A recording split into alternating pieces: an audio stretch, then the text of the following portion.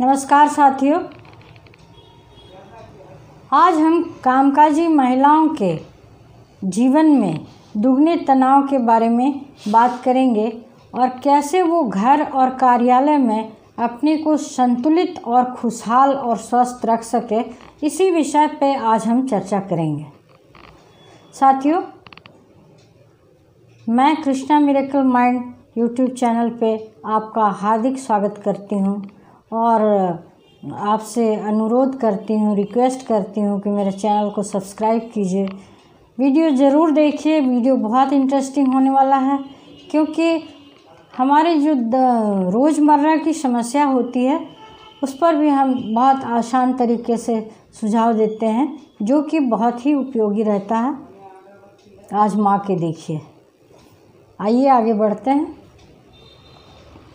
कामकाजी महिलाएं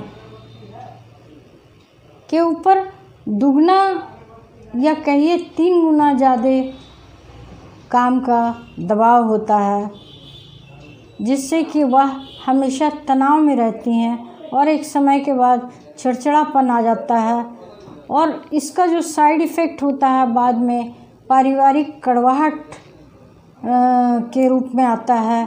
कई बार इसी वजह से, इसी छोटे छोटे तनाव की वजह से परिवार टूटने के कगार पे आ जाता है।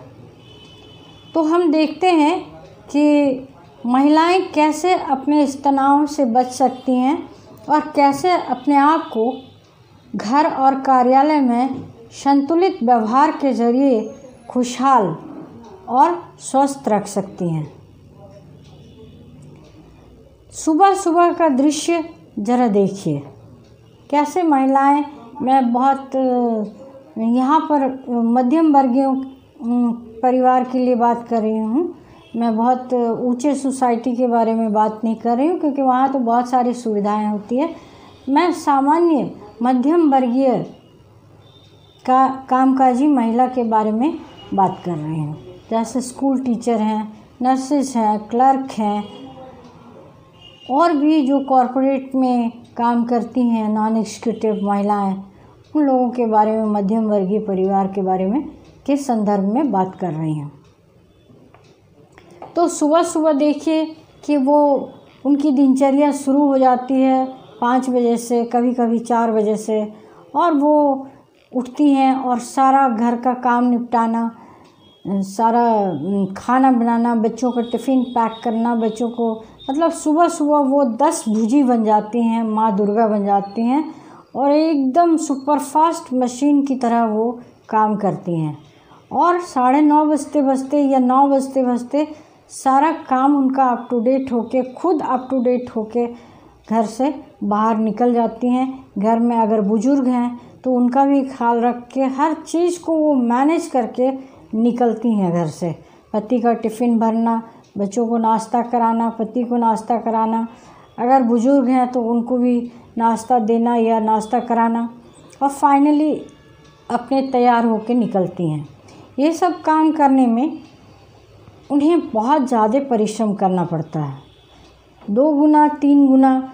इसीलिए कहा जाता है कि जब एक पुरुष घर से बाहर निकलता है तो एक व्यक्ति बाहर निकलता है, लेकिन जब एक महिला बाहर निकलती है तो पूरा परिवार बाहर निकलता है। तो इसी तरह से साथियों, महिलाओं को क्या होता है कि फिर और इतनी उस ये में इतने थक जाती हैं कि वो दफ्तर जाते जाते या तो उनको थोड़ा लेट हो जाता है, या फिर अगर पहुंचती हैं तो उनका परफॉर्मेंस ठीक नहीं हो पाता है, चिड़चिड़ी रहती हैं। फिर वहाँ पे भी प्रेशर में काम करना पड़ता है। अगर वो प्राइवेट सेक्टर में है तो, गवर्नमेंट सेक्टर में है तो फिर वहाँ लेट पहुँचने की वजह से उन पर कभी कभी उनको डांट भी सुनना पड़ता है और बहुत सारे काम उनके प्रभावित होते हैं। तो इस तरह से वो क्या होता है, और फिर उतना सारा दिमाग में तनाव लेके, उतना सारा बात लेके फिर शाम को घर में आती हैं तो फिर उनको घर में आके घरेलू काम करना पड़ता है। यहाँ तक कि वो टीचर भी बन जाती हैं, बच्चों का होमवर्क कराना है, नेक्स्ट डे बच्चे अगर छोटे हैं नेक्स्ट डे के लिए पैकिंग करना है, बैग पैक करना है, मतलब अनगिनत काम रहता है उनके पास। ऐसे में क्या होता है कि वो अपने आप को इग्नोर करते जाती हैं और वो फिर लंबे समय से माल न्यूट्रिशन को झेलते झेलते क्रॉनिक माल न्यूट्रिशन की शिकार हो जाती हैं। अक्सर आपने देखा होगा कि महिलाएं पुरुषों से जल्दी ही उम्र दराज दिखने लगती हैं। कारण वही है, एक तो उनका फिजिकल जो स्ट्रक्चर बनाया गया है बायोलॉजिकली, उनको चाइल्ड बेयरिंग से लेके बच्चे पैदा करने से लेके बच्चे को पालने तक का जो एक्स्ट्रा जो नेचुरल और सोशल और जो बाइंडिंग होती है उसको निभाना पड़ता है। उसके अलावा बाकी सारे काम करने पड़ते हैं और पुरुष से दुगने 3 गुने ज़्यादा काम करने पड़ते हैं। ऐसे में तनाव और चिड़चिड़ापन होना स्वाभाविक है। लेकिन क्या चिड़चिड़ापन करके, क्या दुखी होके आप अपने समाधान तक पहुंच सकते हैं? नहीं। तो क्या करना है, आइए इसकी समाधान की ओर चलते हैं। तो कुछ ऐसे टिप्स हैं जो महिलाएं, अपने कामकाजी महिलाएं अगर अपने जीवन में अपना लें तो बहुत ही उनका ज़िंदगी आसान हो जाएगा और उनका ही नहीं पूरे परिवार का ज़िंदगी आसान हो जाएगा।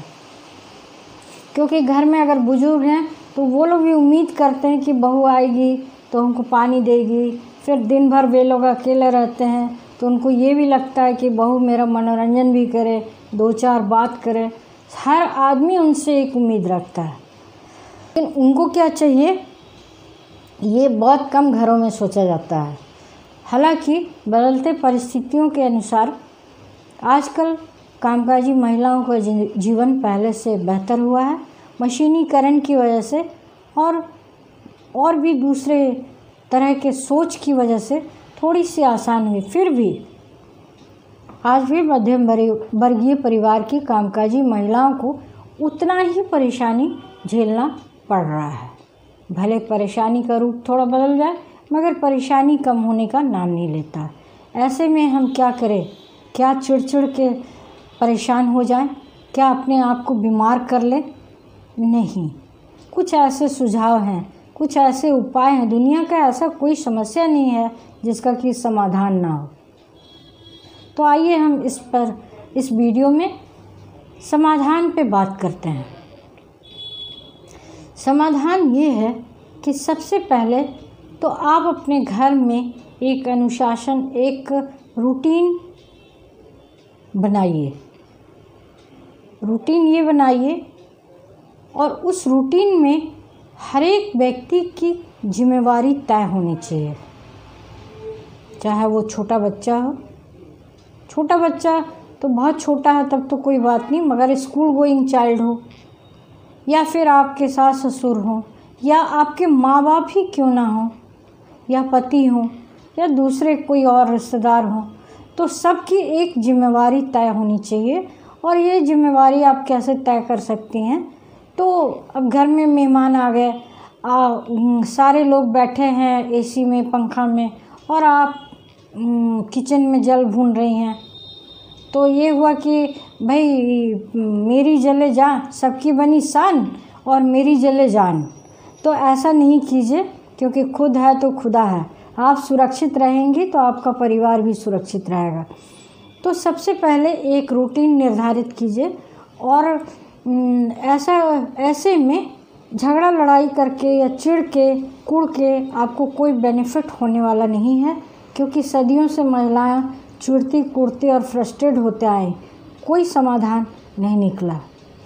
तो आप एक शाम को अच्छे माहौल में, सबसे पहले अच्छे माहौल में बैठिए, थोड़ी सी नाश्ता वास्ता बनाइए, बुजुर्गों को, बच्चों को, हस्बैंड को, सबको एक साथ बिठाइए और प्यार से नाश्ता सर्व कीजिए, चाय सर्व कीजिए और उसके बाद बात शुरू कीजिए अच्छे माहौल में कि देखिए यहाँ ईगो का प्रॉब्लम नहीं है, क्योंकि हम जो पैसा कमा के लाते हैं ऐसा नहीं है कि हम ही उसको उपयोग करते हैं, हमारा पैसा भी सारा परिवार में लगता है, तो जिम्मेवारी भी सबकी बननी चाहिए। तो हर एक की जिम्मेवारी तय करें, भले ही वो छोटी छोटी जिम्मेवारी क्यों नहीं हो। जैसे बच्चे हैं तो उनको ट्रेंड कीजिए। देखिए चीन में, जापान में आप देखेंगे 2.5 साल के बच्चे जो होते हैं वो आत्मनिर्भर होते हैं। वो खुद से अपना स्कूल का ड्रेस पहनते हैं, अपना टिफ़िन पैक करते हैं वगैरह वगैरह। उसी तरह से बच्चों को ट्रेंड कीजिए, छोटी छोटी कामों से शुरुआत कीजिए। जैसे चॉकलेट का रैपर अगर यहाँ वहाँ ना फेंको, इसी से शुरुआत कीजिए। देखिएगा बहुत सारे बच्चों का आदत होता है जब तक वो डस्टबिन नहीं देखेंगे वो मुट्ठी में हाथ दबाए रखेंगे। इनफैक्ट इस उम्र में भी मेरी यही आदत है, क्योंकि मैंने बचपन से सीखा है। तो यहाँ वहाँ कचरा हम नहीं फेंक सकते हैं। तो उसी तरह सबसे पहले बच्चों को ट्रेंड कीजिए। हस्बैंड को भी बोलिए कि आप भी थके हुए आते हैं, हम भी थके हुए आते हैं, ठीक है कि आप आके चाय नहीं बना सकते हैं, पानी नहीं दे सकते हैं, मगर कुछ काम का आप भी जिम्मेवारी ले लीजिए। जैसे कि आप अपना कपड़ा धो लीजिए वॉशिंग मशीन में, अपना प्रेस करके नेक्स्ट डे के लिए तैयार हो जाइए।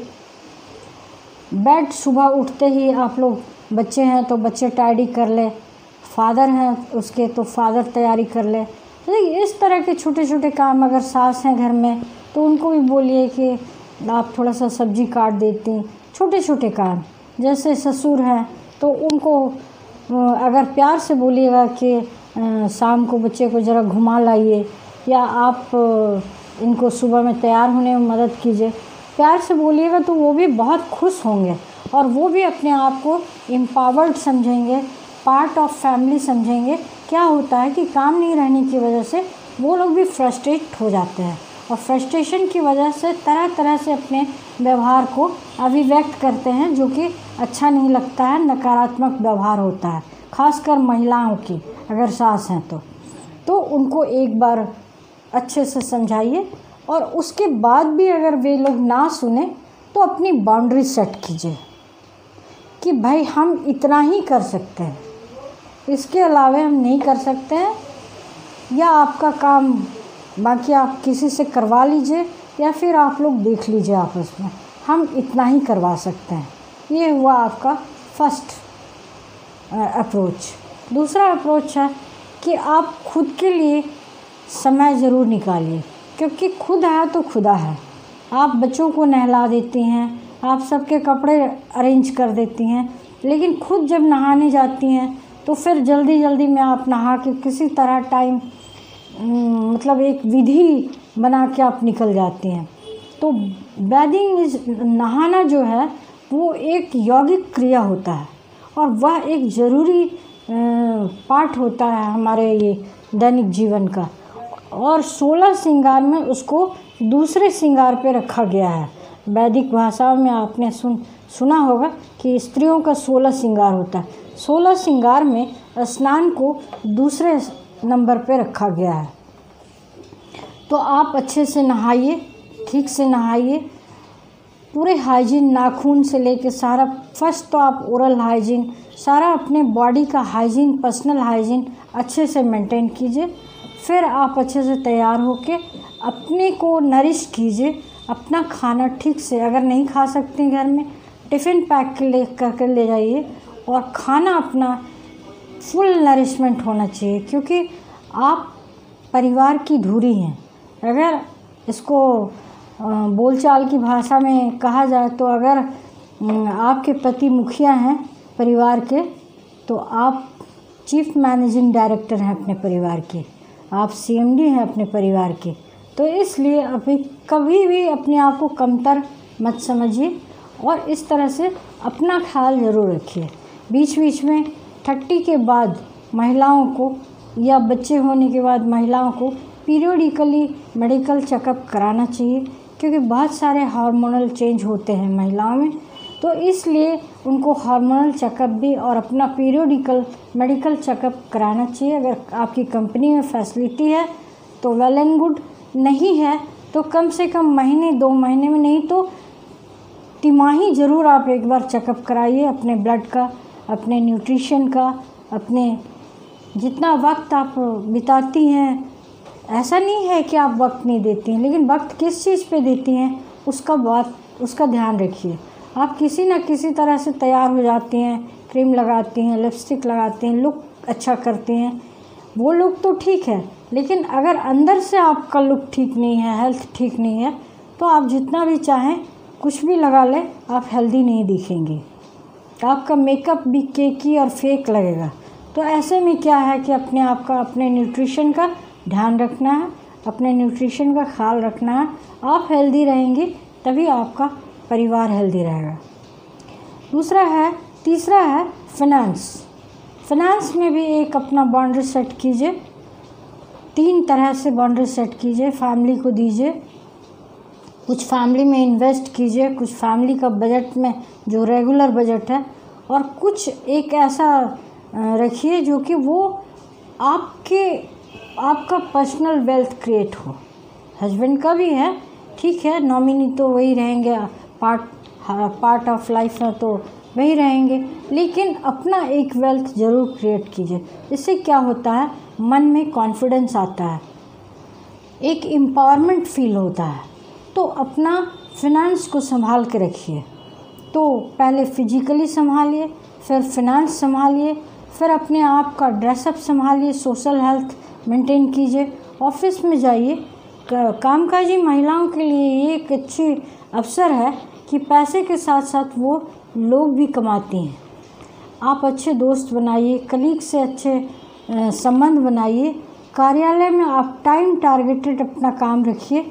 देखिए, कार्यालय में भी आपको बिल्कुल तनाव नहीं होगा, काम को आप एंजॉय करेंगे। अपने कलीग का टाइम बच जाए तो थोड़ा किसी का मदद भी कर दीजिए। बदले में कभी आपको वर्कलोड हो जाए तो उन लोगों से मदद ले लीजिए। तो ये एक अच्छा एनवायरनमेंट आपका क्रिएट होगा कार्यालय में। अब हो गया आपका फिजिकल, हो गया आपका पर्सनालिटी, हो गया अच्छा लुक होना चाहिए, ठीक ठाक प्रेजेंटेबल लुक होना चाहिए। ये नहीं कि बहुत फैशनेबल, बहुत झक्का, लेकिन ऑल दो एक फॉर्मल एंड प्रेजेंटेबल लुक ज़रूर होना चाहिए। ऑफिस जाने के पहले ठीक ठाक साफ़ सुथरे कपड़े होने चाहिए, अप टू डेट तरीके से आयरन होने चाहिए। कपड़े महंगे हो चाहे नहीं हो, उससे कोई मायने नहीं रखता है, लेकिन लुक वाइज आप एक फॉर्मल लुक में दिखना चाहिए, ठीक ठाक दिखना चाहिए। बिखरा रहने से, बाल बिखरा, कपड़े बिखरे, तो उससे व्यक्तित्व पे बहुत ख़राब प्रभाव पड़ता है और लोगों में एक ख़राब मैसेज जाता है। लोग आपको सोचते हैं कि ये तो खुद अपना काम नहीं कर सकते थे, क्या काम किसी लायक नहीं है, इस तरह का आपके लिए वाइब बनाते हैं। अब घर में भी चलिए, आपने 4 काम कर लिया। सबसे पहले लोगों में ड्यूटी डिस्ट्रीब्यूट किया, खुद के लिए टाइम, पर्सनल हाइजीन मेंटेन किया, न्यूट्रिशन मेंटेन किया, अपना व्यक्तित्व को अच्छे से संवार के अच्छे से घर से आप निकल गई, दफ्तर पहुँची, वहाँ भी लोगों से, कलीग से, लोगों से विनम्रता से बात करें। हाँ, ऐसा कुछ हो जाए तो फिर परिस्थिति के अनुसार ज़रूर आप मैनेज कीजिए, लेकिन विनम्रता एक ऐसा हथियार है जो कि आपको बहुत लोकप्रियता दिलाएगा। तो आप इस तरह से लोगों में लोकप्रिय हो सकती हैं। आप थोड़ी मदद कीजिए एक दूसरे की, आपको भी लोग। अब अंतिम जो बात आता है, अब अगला जो बात आता है वो है फिनेंस का। फिनेंस का अभी हमने बताया, फिनेंस को 3 भागों में, अपने जो वर्थ है आप 3 भागों में डिवाइड करें। जैसा कि जानती हैं कि एक भाग अपने मंथली बजट में कुछ ऐड कीजिए, एक भाग आप फैमिली के रिस्पॉन्सिबिलिटी के लिए रखिए, और एक भाग अपना पर्सनल वेल्थ क्रिएट कीजिए कि जब कभी भी आपके फैमिली को इमरजेंसी में ज़रूरत पड़े तो आप मदद कर सकते हैं, और वो एक रिजर्व कोटा रहेगा। तो आप जब अपना पर्सनल वेल्थ क्रिएट करेंगी तो क्या होगा कि अपना एम्पावरमेंट आएगा, सशक्तिकरण होगा, और आपको फील गुड होगा कि yes I also can do that. तो ये एक फीलिंग होती है। इस तरह से आप देखेंगे। अब ये सब हो गया, अब हो गया शाम। ये सब करते करते अब क्या है कि कुछ वक्त आप अपने लिए ज़रूर निकालिए, चाहे रात में निकालिए, चाहे सुबह जल्दी उठ के निकालिए। कुछ समय अपने लिए, अपने मन का काम करने के लिए ज़रूर निकालिए। जैसे कि अपने फिजिक के लिए योगा कीजिए, ध्यान मेडिटेशन कीजिए। अगर पॉसिबल नहीं है तो अगर आप डांस में रुचि रखती हैं तो कुछ म्यूज़िक ऐसा लगाइए जिस पे कि आप मिनिमम 5 मिनट आप डांस कर सकती हैं। आप म्यूज़िक सुन सकती हैं। अगर आपको लिखने की शौक़ है तो कुछ मन में सोच के रखिए, रफ़ में लिखते जाइए, रफ़ पेज में। फिर जब जमा हो जाए तो सप्ताह में एक दिन उसको जमा करके एक कॉपी में अच्छे से अपना संग्रह बनाइए।